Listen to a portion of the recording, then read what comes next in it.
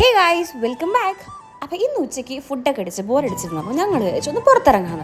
ഇവിടെ HSRൽ, അതായത് ബാംഗ്ലൂർ HSRൽ ഒരു ഫെസ്റ്റ് നടക്കുന്നുണ്ട്. നമ്മുടെ നാട്ടിലെ എക്സിബിഷനൊക്കെ പോലെ അവിടെ ഒരു കിലോ ബുക്ക് ഫെയർ നടക്കുന്നുണ്ട്. അതായത് നമ്മൾ കിലോ കണക്കിന് ബുക്ക് എടുത്തിട്ട് അതിന് പൈസ കൊടുക്കുക, അങ്ങനത്തെ ഒരു സെറ്റപ്പ്. അപ്പോൾ ഒന്നും കണ്ടില്ല, ഓടി അങ്ങ് കയറി.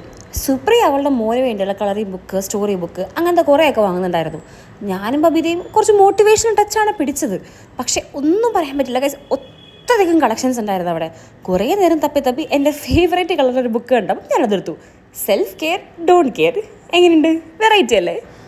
കുട്ടികൾക്ക് പറ്റിയ ഇഷ്ടംപോലെ ബുക്ക് ഉണ്ടായിരുന്നു. കളറിംഗ് ബുക്ക്, ഡ്രോയിങ് ബുക്ക്, അവരുടെ ആൽഫബറ്റ് ബുക്ക്. പിന്നെ ഇത് കണ്ടു, ലിറ്റിൽ ഫെമിനിസ്റ്റ്. എനിക്ക് ഭയങ്കര ഇഷ്ടം, ഭയങ്കര കൗതുകം തോന്നിയൊരു ബുക്കാണ് കേട്ടോ. നല്ല രസമുണ്ട്. മേരി ക്യൂരി ആയിരുന്നു ഇവരുടെ തീമെന്ന് തോന്നുന്നതിനകത്ത്. പിന്നെ വാലന്റൈൻസ് ഡേയുടെ, അതായത് കുട്ടികൾക്ക് സെലിബ്രേറ്റ് ചെയ്യാൻ പറ്റുന്ന പപ്പ അമ്മ ലവ്, അങ്ങനത്തെ വാലന്റൈൻസ് ഡേയുടെ സ്കീമുള്ള കുറേ ബുക്കുകളുണ്ടായിരുന്നു. സത്യം പറഞ്ഞു കഴിഞ്ഞാൽ സുപ്രിയ കിള്ളി പോയി നിൽക്കുക. മക്കൾക്ക് എത്ര ബുക്ക് വാങ്ങണം എന്നൊരു ടെൻഷനിലാണ് അവൾ നിൽക്കുന്നത്.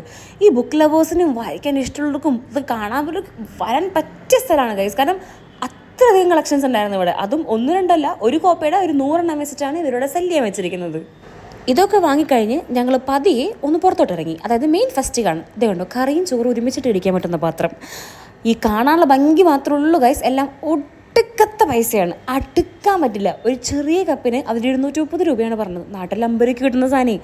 പിന്നെ എനിക്ക് ഈ വെറൈറ്റി മാറ്റ് ഇഷ്ടപ്പെട്ടുള്ളൂ. കുട്ടികളുള്ളവർക്കൊക്കെ അടിപൊളിയായിരിക്കും. അവരെ പറഞ്ഞ് പഠിപ്പിക്കാനും കളേഴ്സ് അട്രാക്ട് ചെയ്യാനൊക്കെ സൂപ്പറാണ്. പിന്നെ കുറേ അധികം പൗച്ചുകൾ, ബാഗുകൾ, വളകൾ, വുമൺ ആക്സസറീസ്, അങ്ങനെ എല്ലാം ഉണ്ട്. ഭവിതേ എന്നെ ഓരോന്ന് ചൂണ്ടിക്കാണിച്ചുകൊണ്ടിരിക്കുക, നിനക്ക് ഇത് വേണം അത് വേണം. പക്ഷെ അടുക്കാൻ പറ്റില്ല ഗൈസ്. കുറേ നേരം കഴിഞ്ഞപ്പോൾ സുപ്രിയയ്ക്ക് റിങ് ഇഷ്ടപ്പെട്ടു. പക്ഷേ ആ കൈ കിടക്കുന്ന റിങ്ങിന് 770 രൂപ കൊടുക്കണം കണ്ടപ്പോൾ നിർത്തി. പിന്നെ വെറൈറ്റി മൂക്കുത്തികളൊക്കെ ഇല്ലേ, മൂക്ക് കുത്താത്തവർക്ക് ഇടാനുള്ളത്, അതൊക്കെ ഇഷ്ടംപോലെ കളക്ഷൻസ് ഉണ്ട്. പിന്നെ സാരി, അജറക്ക്, ലിനൻ, അങ്ങനെ കുറേ മെറ്റീരിയലും ഇഷ്ടംപോലെ കളക്ഷൻസ് ഉണ്ടായിരുന്നു. എനിക്ക് വളകളൊക്കെ ഭയങ്കര ഇഷ്ടമാണ്. കുപ്പിവള അങ്ങ് വാങ്ങാൻ പോയപ്പോൾ അവർ ചാർജ് ചെയ്യുന്ന ഒരു സെറ്റിന് 1200 രൂപ.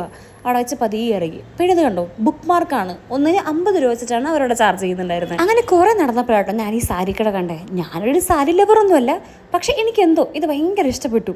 ഒരുപാട് നല്ല കളക്ഷൻസ് ഉണ്ടായിരുന്നു. വലിയ റേറ്റ് ഒന്നും പറയണില്ല, എന്നാൽ അത്യാവശ്യം റേറ്റൊക്കെ ഉണ്ടായിരുന്നു. സാധാരണക്കാർക്ക് അഫോർഡ് ചെയ്യാൻ പറ്റുന്ന കുറച്ച് റേറ്റുകളുള്ള സാധാ നല്ല ഭംഗിയുള്ള കുറേ ഷെയ്ഡുകളുള്ള സാരി. അത് ഒരേ പാറ്റേൺ ഡിഫറെൻറ്റ് ഷെയ്ഡിൽ.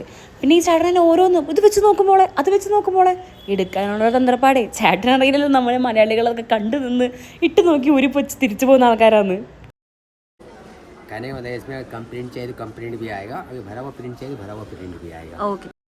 പിന്നെ ബബിത വന്ന് ഓരോ സാരി വെച്ച് നോക്കി. ഇതെനിക്ക് ഭയങ്കര ഇഷ്ടപ്പെട്ട സാരി കേട്ടോ ഗൈസ്.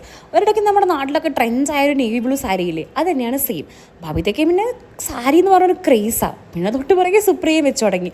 അവൾ ഓൾറെഡി ഒരു വൈറ്റ് കളർ ടോപ്പ് ഇട്ട കാരണം അതിനോട് പെയർ ചെയ്ത് ഈ സാരി വെച്ച് നോക്കാൻ കിടിലനായിരുന്നു.